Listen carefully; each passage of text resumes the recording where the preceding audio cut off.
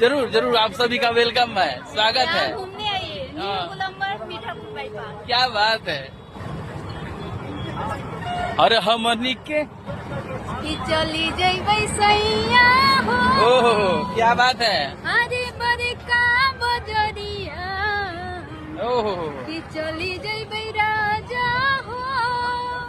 अरे देवघर नगरिया कि हमरा किन दी हो। क्या बात है। हमरा किन दी हो।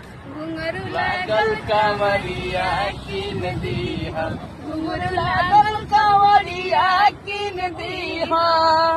ये गाना साउन का बहुत ही हिट सुपर डुपर चल रहा है, जो कि शिविर सब में गवा रहा है। अभी देवघर के हर शिविर में सब गाना चल रहा है, लोग गा रहे हैं। क्योंकि हम भी वहीं से आए हैं, इसलिए आपको सुनाएंगे। जरूर जरूर। और आइए हम लोग के साथ में दिलीप